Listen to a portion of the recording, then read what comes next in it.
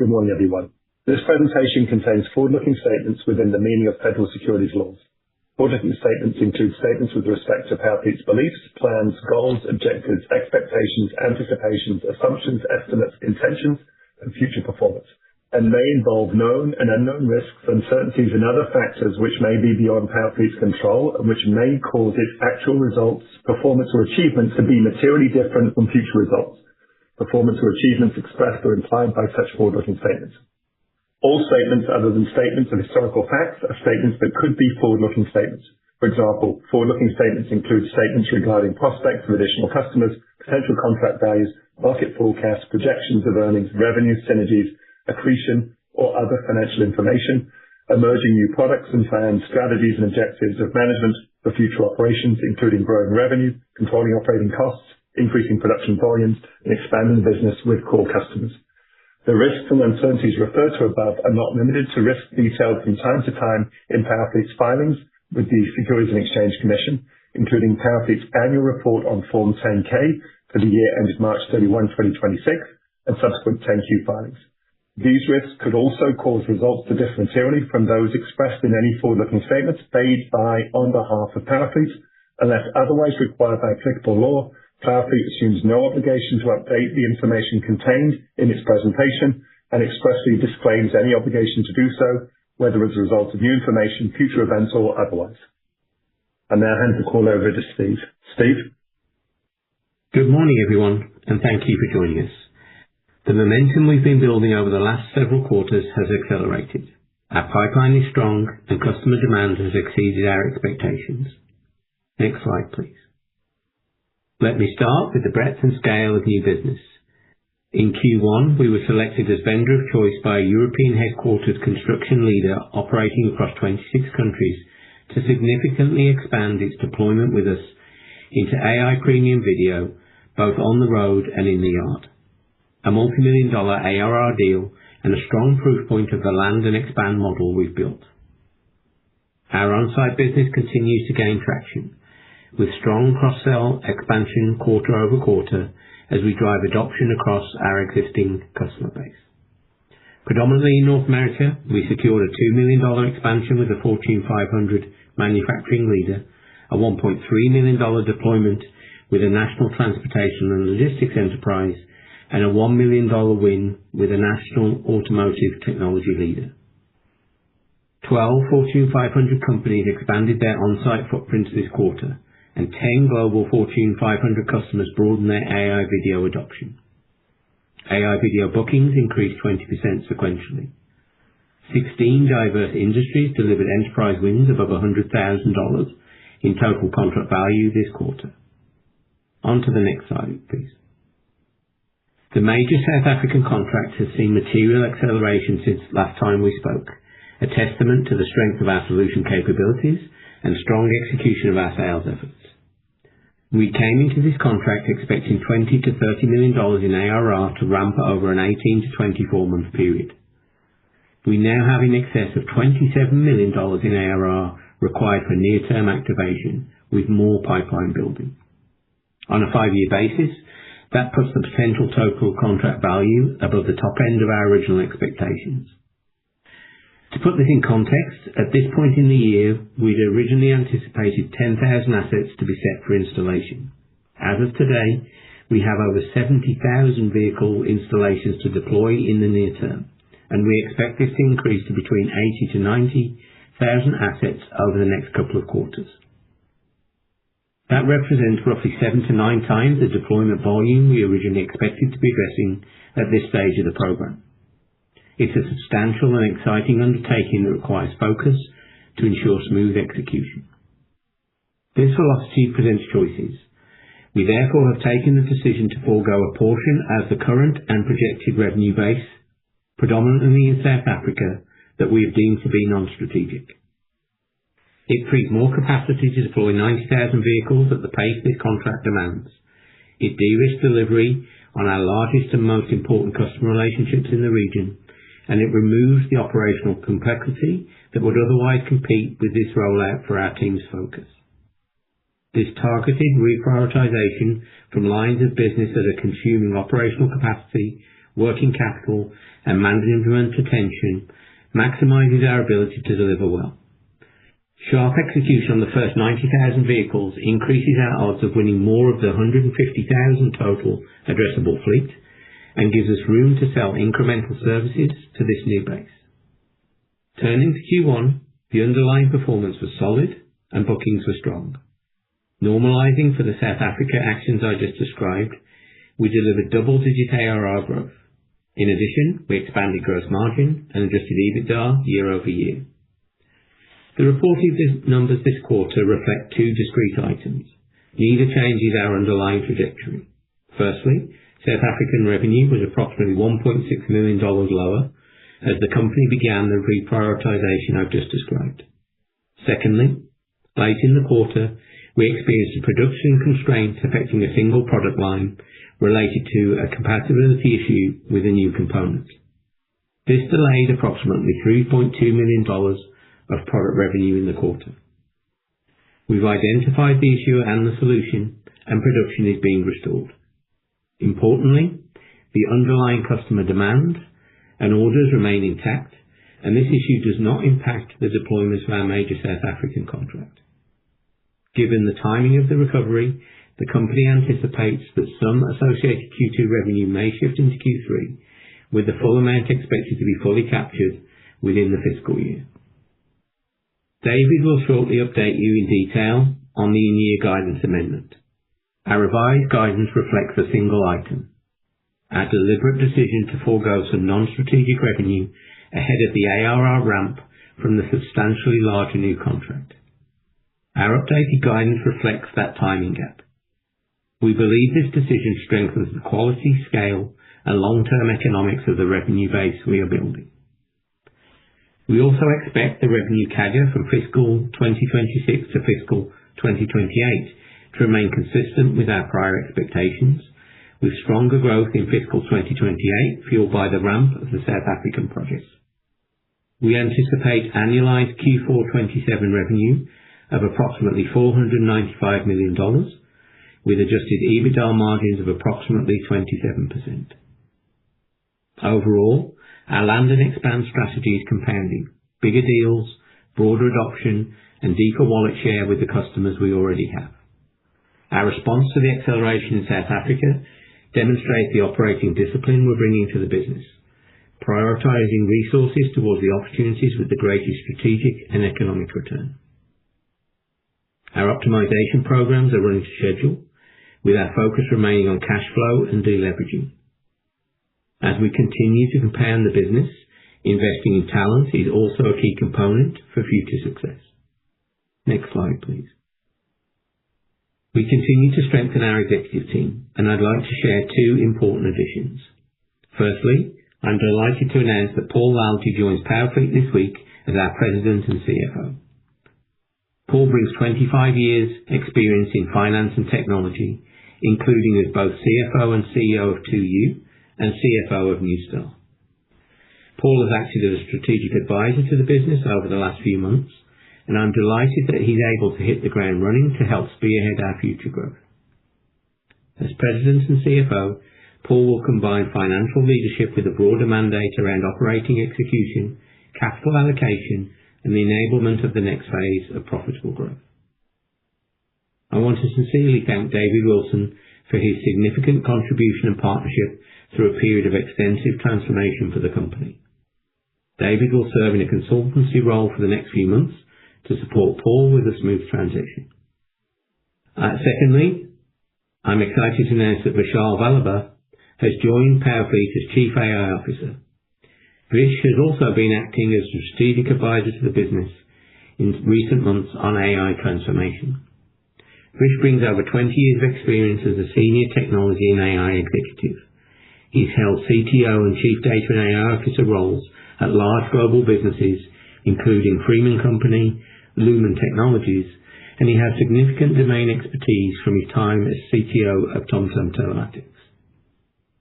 He's led enterprise AI, cloud, and platform modernization programs tied directly to commercial growth and margin expansion.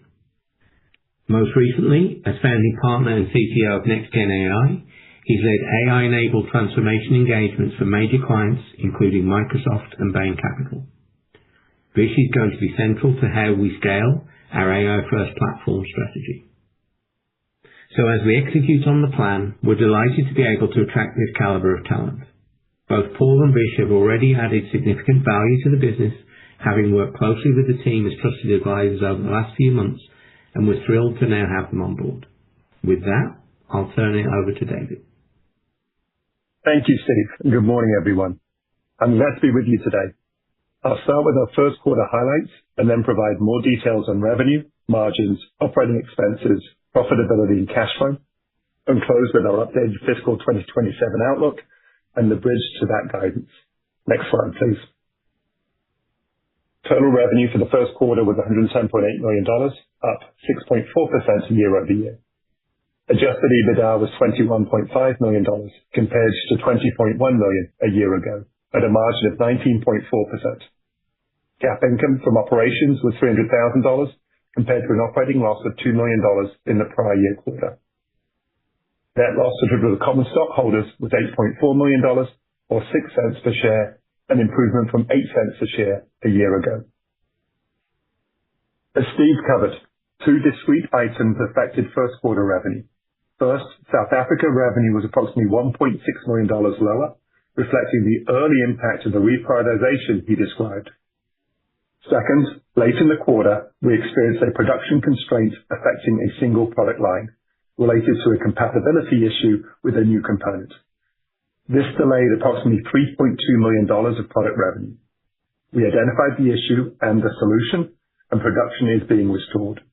Importantly, the underlying customer demand and orders remain intact, and this issue does not impact the deployment of our major South Africa contract. Given the timing of the recovery, the company anticipates that some associated Q2 revenue may shift into Q3, with the full amount expected to be recaptured within the fiscal year. Next slide, please. Services revenue increased 9.1% year-over-year to $94.3 million and represented approximately 85% of total revenue, while services gross margin expanded nearly 1 percentage point to 61.1%. Adjusted EBITDA services gross margin expanded by 40 basis points to 75.9%.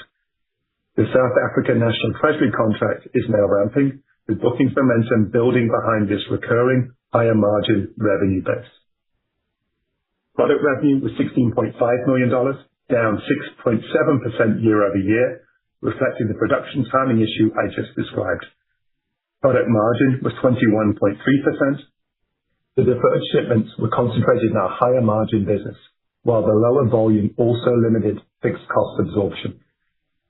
Total GAAP and adjusted EBITDA gross margins continue to expand despite the pressure on product margin, increasing approximately 1 percentage point year-over-year to 55.2% and 67.8% respectively, reflecting the continued shift in revenue mix towards recurring services. Next slide, please. Total operating expenses were $60.9 million, or 55% of revenue, an improvement of roughly 1 percentage point year-over-year. SG&A was $56.5 million, up 5.3% against revenue growth of 6.4%. So we continue to generate leverage on that line. Research and development was $4.4 million, or 3.9% of revenue. GAAP income from operations was $300,000, compared with an operating loss of $2 million in the prior year quarter. Net interest expense was $6.7 million and accounted for most of the gap between operating income and our net loss. Free cash flow improved by more than $6.5 million year-over-year to negative $500,000 from negative $7.1 million in the prior year quarter. Net debt to adjusted EBITDA was 2.5 times at quarter end, essentially unchanged from fiscal 2026 year end. Next slide, please. Now let me turn to our outlook for fiscal 2027. We're updating full year revenue guide to a range of $468 million to $473 million, and adjusted EBITDA guide to a range of $111 to $114 million, from our prior ranges of $485 to $490 million and $122 to $125 million, respectively. Here's the bridge. The guidance update is driven by the South African reprioritization Steve described. Relative to the midpoint of our prior guidance, we are reducing projected fiscal 2027 revenue by approximately $17 million as we reallocate capacity to support over $27 million of committed demand. The associated impact on adjusted EBITDA is approximately $11 million, comprising approximately $6 million of flow-through from lower revenue and $5 million of one-time costs. This change in guidance is purely a timing gap rather than a change in our underlying trajectory. We expect the revenue CAGR from fiscal 2026 to fiscal 2028 to remain consistent with our prior expectations, with growth accelerating in fiscal 2028 as the South African National Treasury contract ramps. The near-term financial impact is reflected in the revised revenue and adjusted EBITDA guidance I just outlined. We anticipate annualized Q4 27 revenue of approximately $495 million, with adjusted EBITDA margins of approximately 27%. The updated adjusted EBITDA outlook also flows through to net loss and free cash flow. Net loss is expected to range from $6 million to $8 million, compared with our prior range of net income of $4 to $8 million. Free cash flow is expected to range from $20 to $23 million, compared with our prior range of $30 to $35 million. Our capital allocation priorities remain unchanged, including our commitments to deleveraging. Next slide, please. The bridge from adjusted EBITDA to free cash flow includes CapEx of approximately $52 million, cash interest of approximately $24 million, cash taxes of approximately $8 million, and restructuring other costs of approximately $8 million. Given the timing variables associated with the South African National Treasury contract, we continue to present its balance sheet impact separately from free cash flow. Importantly, favorable payment terms and financing options are expected to substantially offset the upfront investment in in-vehicle device CapEx, resulting in approximately break-even cash performance for the fiscal year. To wrap, services revenue remains the growth engine of the business, up 9% year over year. We expect to exit fiscal 2027 at a Q4 annualized revenue run rate of approximately $495 million, with an adjusted EBITDA margin of approximately 27%, and are well positioned for accelerating growth as we enter fiscal 2028. I'll now turn the call back to Steve. Steve? Thank you, David. So let me leave you with three things. Customer demand is strong and broadening across our platform. The South Africa opportunity is developing materially faster and at a greater scale than we originally anticipated, and we're deliberately reallocating and investing resources to capture it effectively. We remain confident in the underlying growth, margin expansion, and cash generation trajectory of this business. The opportunity ahead of us continues to grow across geographies, verticals, and the Unity suite. We have the team, the platform, and the financial foundation to capture that opportunity and deliver sustainable, profitable growth. Operator, let's open the line for questions. Certainly.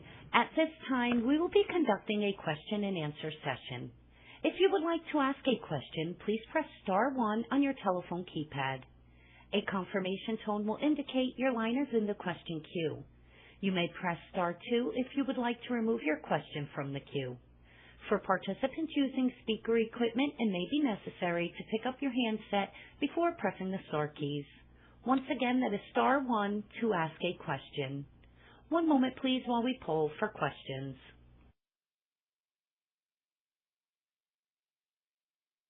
Your first question for today is from Scott Searle with Roth Capital.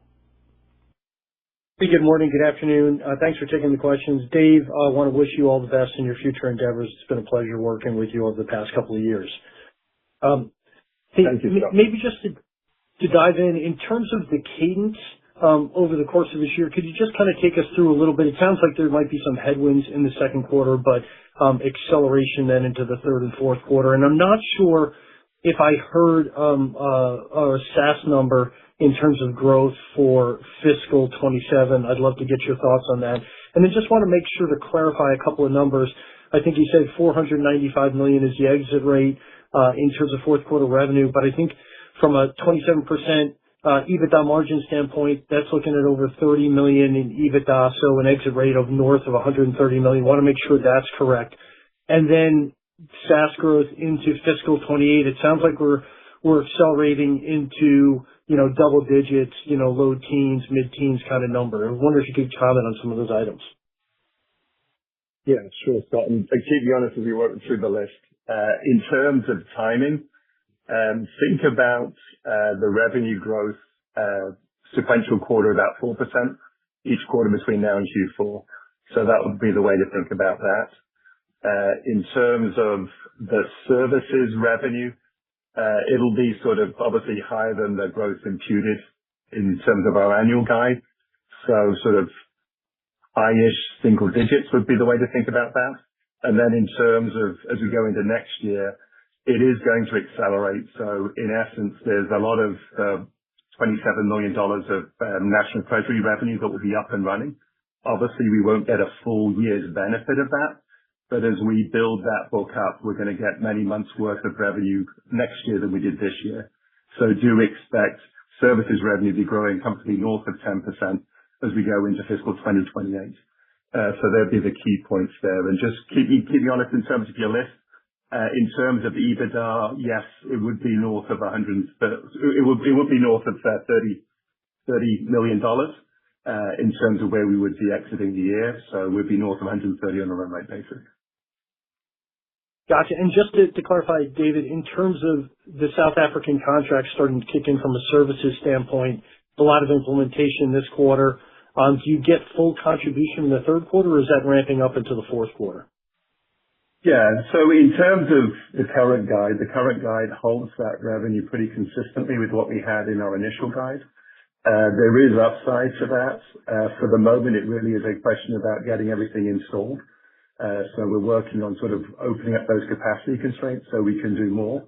But in terms of where we'd be, it will start flowing through. It's too early to be sort of definitive now in terms of when it's all going to start flowing through. But we're working hard to get as much in as possible. And obviously that will be a boost both for this year as well as the jump-off point for next year. Yeah. So and then sorry, Scott. Just how to frame it is, the down spike of taking out and reprioritizing the revenue is quite sharp. The spike back up in terms of the new contracts spikes harder and faster.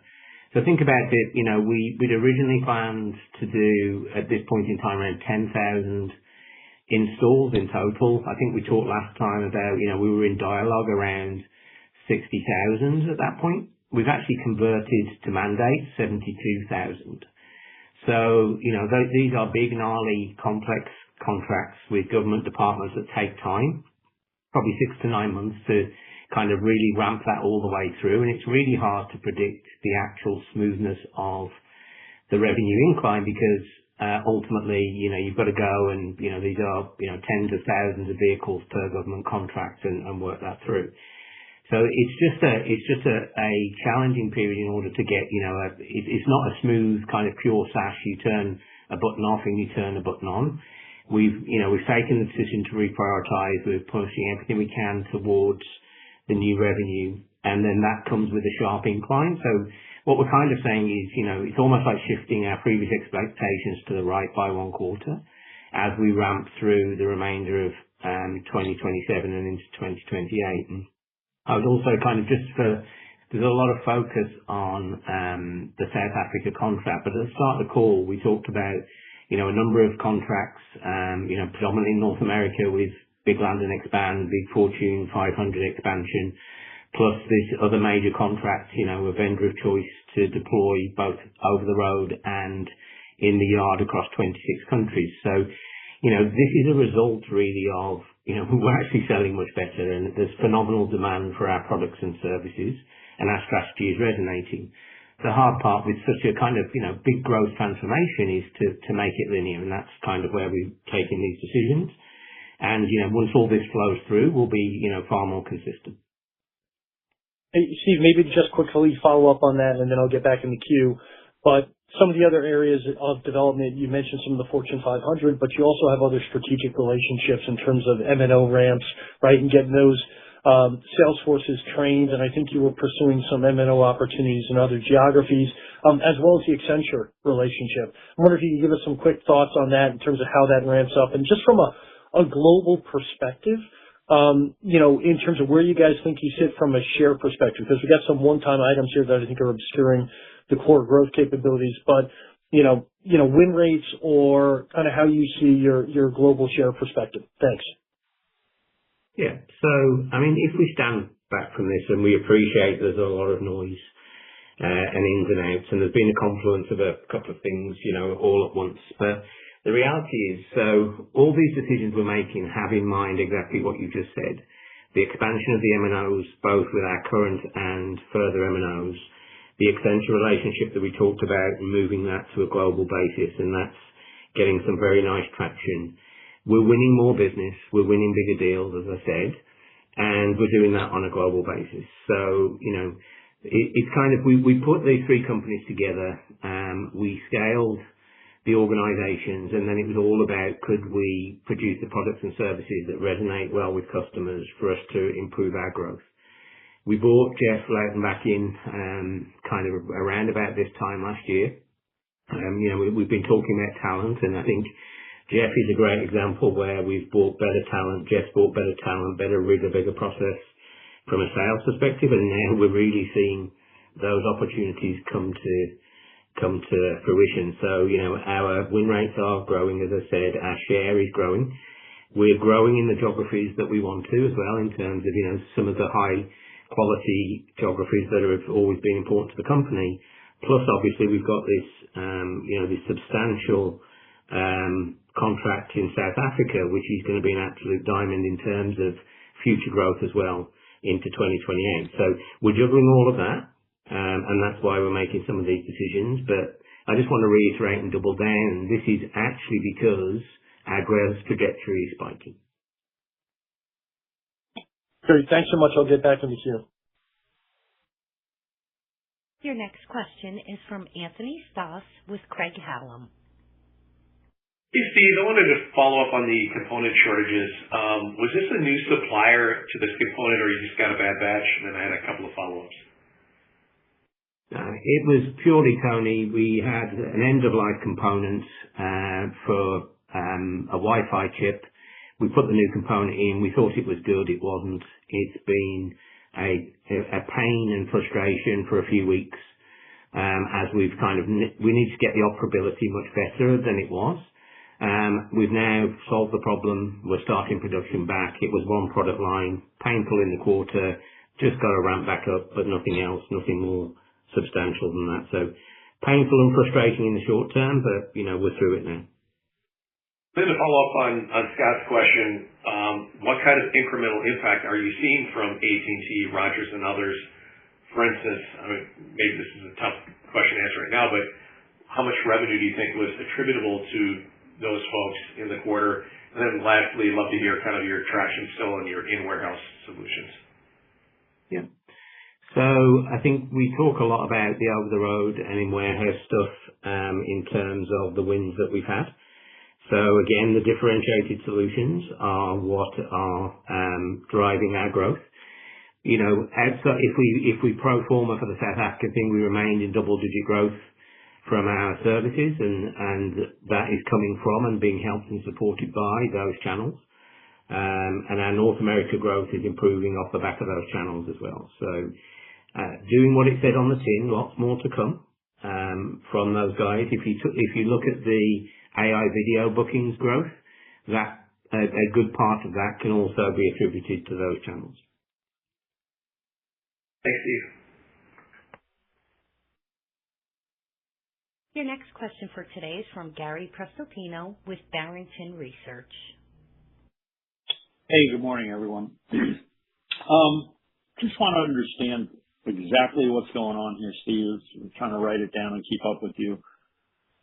You're seeing an acceleration in the South African business with the government contract, but you're walking away from some revenues in South Africa and deploying those resources towards the new contract. Is that how the best way to read this? It's the demand has outweighed our original expectations substantially. Right.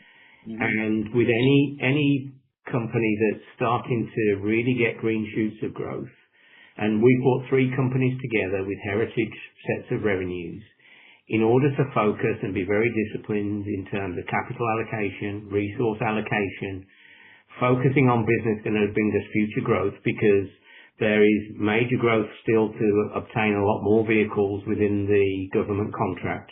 There's also a substantial opportunity to sell lots more services to these bigger customers, so you have fewer customers. So we've looked at our revenue base and said, how best do we amplify that compared with, when you bring three companies together, you can spread yourself thin in terms of your sources of revenue.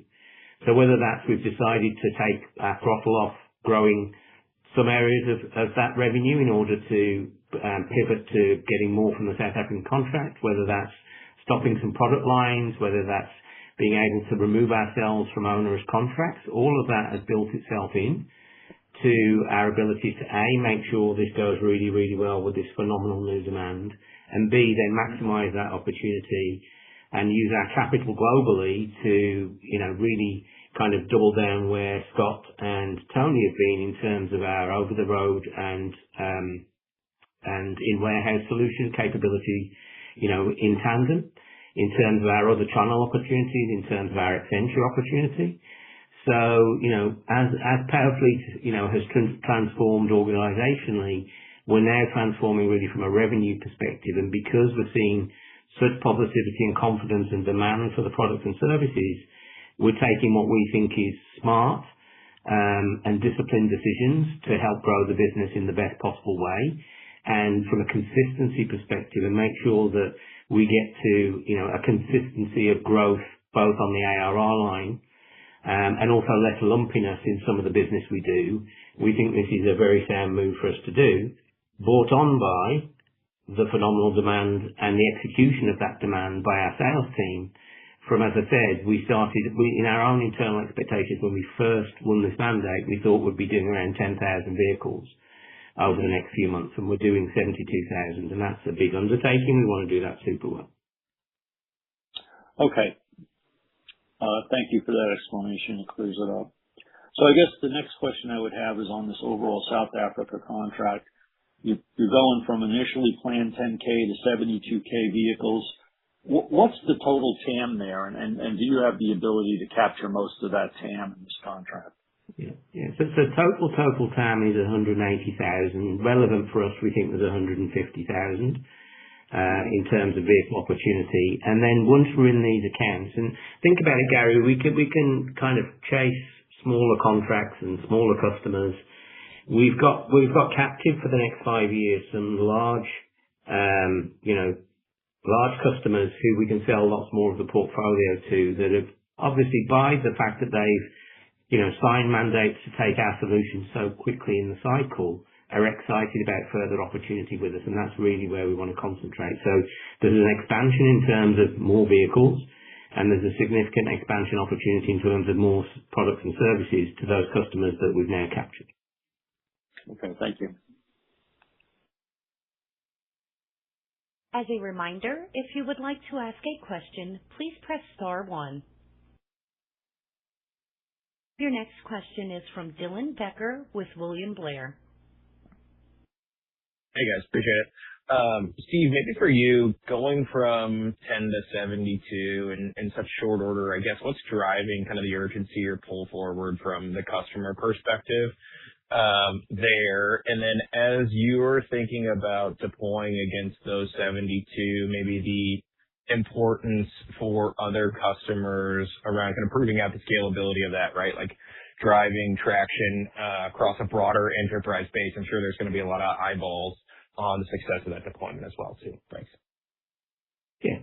So I think firstly, there's a big shift in the territory for safety, and there's a big need for efficiency. So that bodes well. And I think, some of these customers have had legacy solutions that they've looked at the Unity platform, they've looked at our capabilities and feel that there's a very big value add. And remember that this was previously a bunch of different contracts, and this is the first time it's been consolidated into one kind of umbrella. So I think, those guys coming together, seeing the capabilities, looking at how they can be used for different departments, I think has also helped. for that perspective. So, I think this is something that the demand is there, and we fit that demand very, very well. And, I'm very proud of the team in South Africa who've been able to, bring this to the table a lot faster than we expected. So that's why we want to do this really well. And to your point, it's already starting to emerge other large-scale opportunities. I mean, we talked about some of the deals at the top of the call, which kind of are dwarfed by this, but these are still big deals for the company, including, a lot of expansion with Fortune 500. And there's a lot of eyes on us doing this really well because we can see and we have pipeline towards doing more enterprise and pure enterprise deals, which is, these companies have been, Fleet Complete was a mid-market company. I would say Powerfleet and Mix were kind of small enterprise, but we're now, getting more share and more confidence in the larger enterprises. So all of these decisions are based on that forward thinking and what we can see.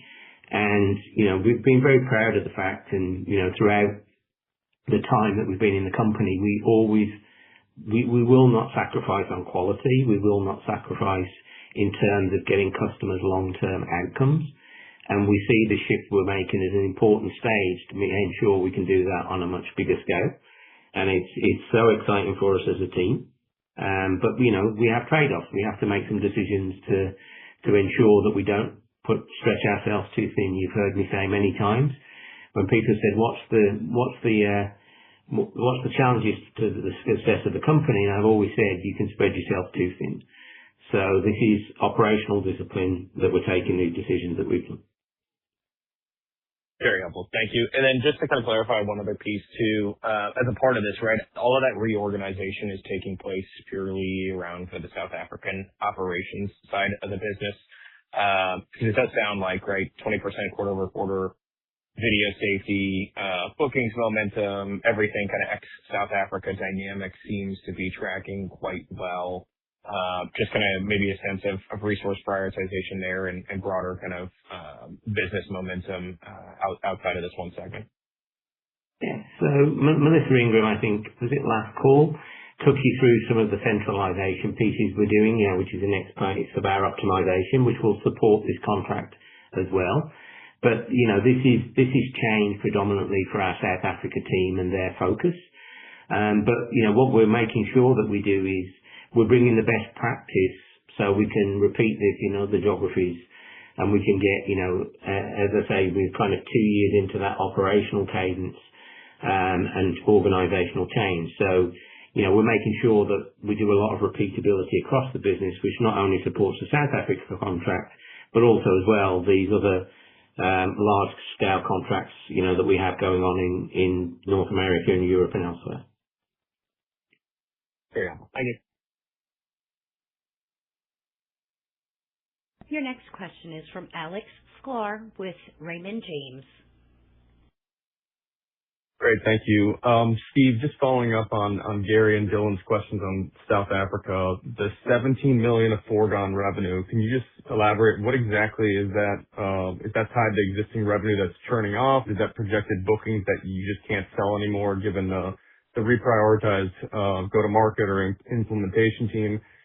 And then as we think about the kind of implied margins of that revenue you put on the slide, we're kind of accretive to the overall business. So maybe just a bit more color on your kind of internal deliberation on why that has to be foregone versus maybe staffing up a bit and trying to delay it. Thanks. Yeah, let me pick that one up.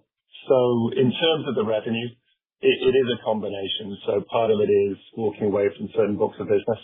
That just the OPEX overhead is so high that it sort of drags things down, and we need to free up that capacity, obviously, for the growth that's coming through. So that's a piece part of it. To Steve's earlier point in terms of spreading ourselves too thinly, we do have to sort of refocus in terms of working through the backlog of the bookings that are coming through the National Treasury contract. So that does mean foregoing revenue that we plan to get elsewhere in the market. That's a piece part of it as well. And then in terms of the implied margins, obviously there's significant operating leverage from an OPEX standpoint. So in terms of the margin, it's you're losing a lot of gross margin without necessarily a average recovery in terms of OPEX. So, the implied margin would actually be higher as it flows through. than you would expect just looking at EBITDA margins by themselves. So that's why it's a relatively high number from an EBITDA standpoint. Okay. I appreciate that answer and the clarification. And I think just to add to that, sorry, Alex, it's about quality of revenue. It's around cash, right? So, the South African contract comes with more opportunity to improve cash collection as well. So that also was in our minds as we looked to make these deliberations. And you can stack it up and you can kind of, think, can you do both? But I think where we've got the weathered eye on what's going on in the rest of the world and the continued growth there, I mean, we're dominating this call on South Africa quite rightly, but we could also dominate this call on some of the other growth areas. So all of that is not just like an individual kind of balance sheet and P&L view for South Africa. This is a much broader set of deliberations that have brought us to this choice. Okay. I appreciate that. Maybe let's talk about the rest of the world then. So that 26-country European construction win. You're obviously in a strong competitive position. You've got the global footprint. It's pretty good differentiation. You have some enterprise customers already. Can you talk about, did that deal start off looking for someone globally across 26 countries, or was that the team really able to expand the size of the opportunity? And then you mentioned kind of vendor of choice. Is that a book deal, or is that still coming in the next couple quarters? Just those questions. Thanks.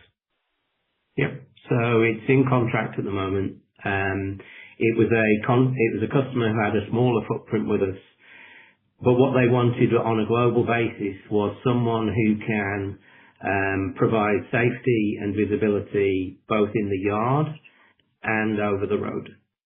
So obviously that is the key differentiation, both nationally and internationally. So that's why, it's been so exciting for us as a vendor of choice, because we are the company who can, A, cover that footprint with our global footprint that we have, and secondly, in terms of the unique proposition, to give consistency, single visibility, single source of truth through Unity, as I say, in a yard and over the road and in a warehouse, that gives us that unique capacity. Great. Thank you both. Your next question for today is a follow-up question from Scott Searle. Your line is live. Hey, Dave, just to follow up a little bit on the cost front, gross margins on the product front down because of component availability and absorption issues. I think it was 21% versus 29% in the prior quarter. What's the recovery look like into the second half of this year? And thinking about that 27% EBITDA margin exiting the year, what do product gross margins look like at that point in time? And also on the OpEx front, a little bit higher this quarter, but you've been going through some integration and otherwise, right, trying to optimize the cost structure. What is the non-GAAP OpEx that we should be thinking about exiting the year? Thanks. So in terms of the product margins, it will sort of come back in terms of the second half of the year. In terms of expectations, I think sort of 31, 32% is the right expectation there, Scott, in terms of where we're at. In terms of OpEx, as we said on the last call, we are investing ahead of taking significant costs out. So we've got a target of $12 million of annual costs to come out in the second half. So in terms of what that means from a sort of a sales and marketing SG&A standpoint, that will be 19 percentage points or so in terms of sales and marketing, and then expect G&A expenses to come down to much closer to sort of 20% as we exit the year. And Scott, if I can just be really, really clear on the product margin. So the only reason that it was down at that level was the lateness on the production thing. All of those orders are being fulfilled. They're all intact. It's just a timing thing that will recover either through this quarter or maybe a little bit into Q3. And it's very high margin business, and we're actually seeing a lot of strength in our high margin product line. So just want absolute clarity there that was the only reason that was down. As production ramps back up, as we're able to fulfill customers, it just springs back. Great. Thank you. We have reached the end of the question and answer session, and I will now turn the call over to Steve Towe for closing remarks. Thank you, operator. Just before we do have Paul Lalsey on the call with us. So we're delighted to have Paul join us as our President and CFO. So Paul, you might just want to say a quick hello to everybody. Thank you, Steve, and good to meet everyone on the call. I'm genuinely excited to join Powerfleet as President and Chief Financial Officer. Over the past several months, I had the opportunity to work alongside Steve and the executive team as a strategic advisor. One example that stood out for me was the South Africa opportunity, which grew from an initial estimate of roughly 10,000 vehicles to more than 70,000 in a matter of months. That kind of expansion don't happen by accident. It happens when a differentiated platform addresses a real customer need and when the team behind it knows how to execute. That experience helped make my decision straightforward. I believe in what Powerfleet is building, and I want to help turn the momentum that we're seeing in the business today into durable and profitable growth. A little bit about me. I bring more than 25 years of experience leading finance and operations across technology companies, including more than a decade as a public company CFO, and most recently, as Steve pointed out, CEO of a publicly traded company. I've led businesses through growth, acquisitions, capital raises, and transformations, and at times in markets that were anything but easy. Those experiences have shaped three commitments I bring to Powerfleet: clarity, discipline, and delivery. First, clarity means communicating transparently with investors, with customers, and with our teams, and building trust through honest and consistent dialogue. Second, discipline. Discipline for us means making deliberate choices about where we invest, how we allocate capital, and how we balance growth, profitability, and risk.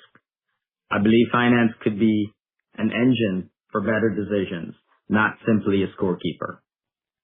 And third, delivery. Delivery means converting strategy into measurable results. A compelling strategy creates the opportunity. Consistent execution creates value. So what does this mean? You should expect me to be transparent about our progress, rigorous about how we measure performance, and accountable for the commitments that we make.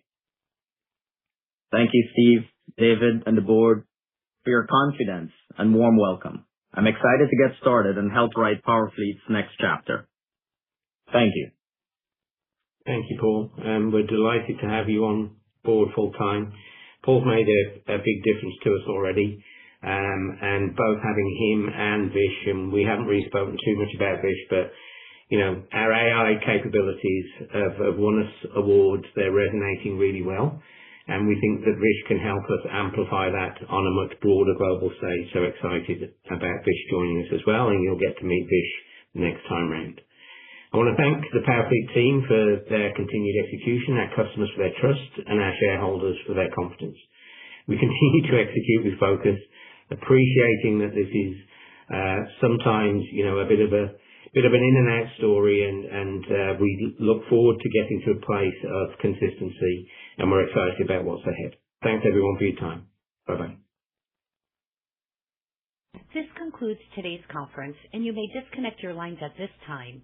Thank you for your participation.